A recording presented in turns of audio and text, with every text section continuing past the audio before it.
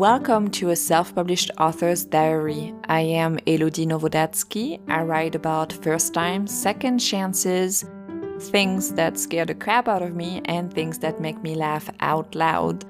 I'll be speaking with you and sharing my adventures in self-publishing, the behind the scenes of writing, and the business side of it.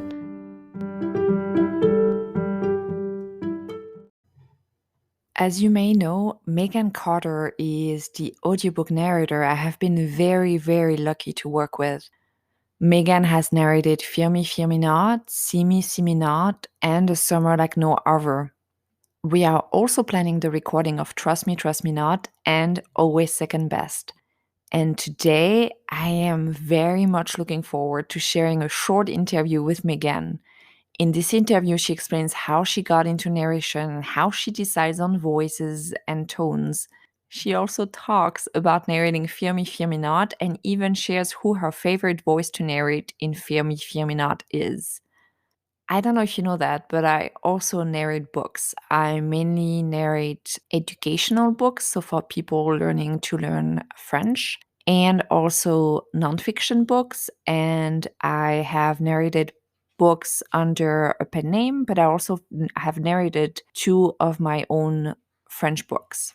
But I am in awe. It's not but. And I am in total awe because I know how hard it is to narrate. And Megan is just fantastic.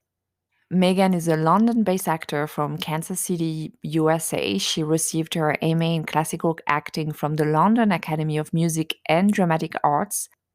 She also holds a BA in theater from Loyola University, Chicago, with minors in musical theater, dance, and Shakespeare studies. With her strong musical theater and dance background, Megan especially loves theater that is highly physical and that involves lots of movements and stage combat. She's passionate about bringing classical works to contemporary audiences in a way that allows people to feel like they have a place in the story and a way to connect to it. When not working, Megan enjoys reading, running, and practicing yoga. She loves a good road trip and has been on 101 roller coasters. You can find more info about Megan on her website, www.megancarter.net. When I received her audition, I can't remember, I don't think I contacted her. I think she auditioned for one of my books, and I listened to the sample and I was just blown away. And the fact that she can sing, like she really can sing, really was helpful for See Me Not, because the main character in See Me Not, Tessa, is a singer. She's studying, or she wants to study, to use her voice.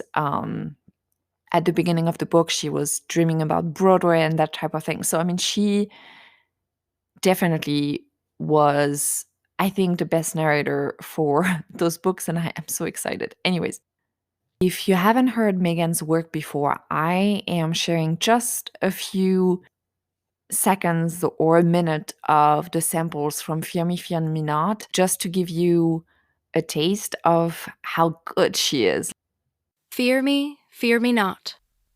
Gavert City, Book 1. Narrated by Megan Carter. Chapter 1.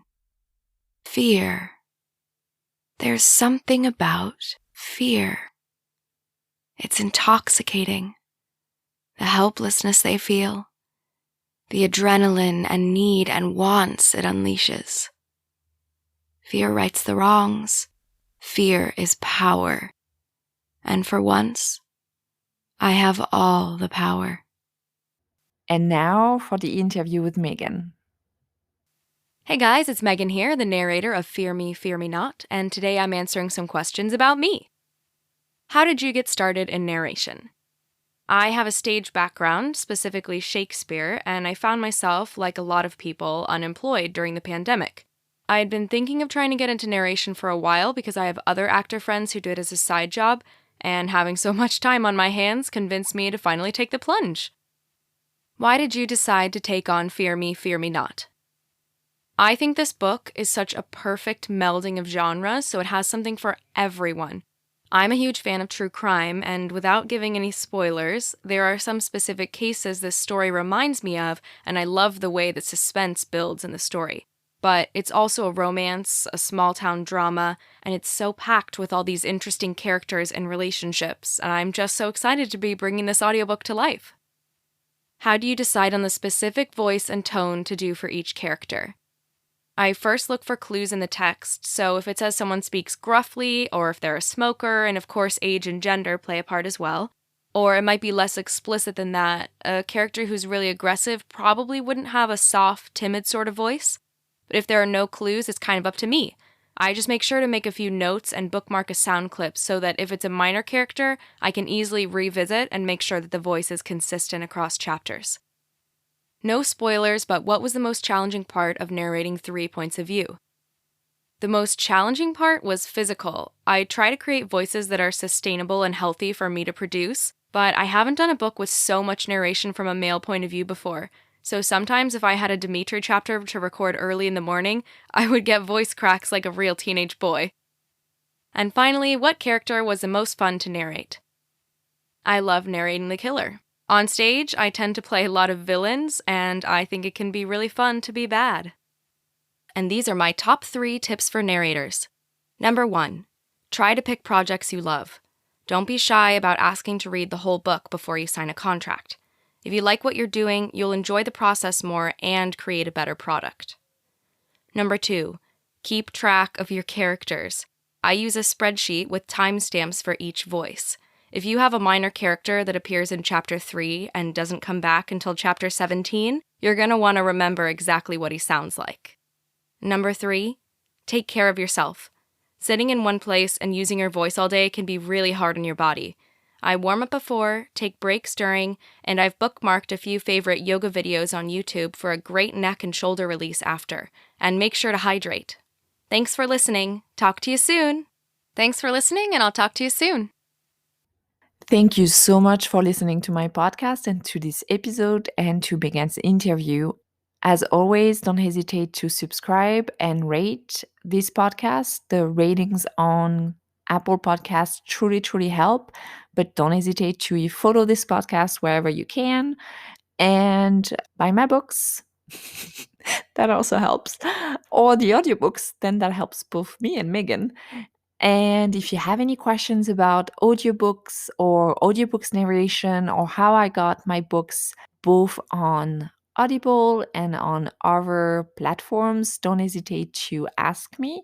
You can send me an email at elodie.elodienowodatsky.com, or you can go on my website and you can find the little contact button there. And you can reach my website by going on www.elodienowodatsky.com.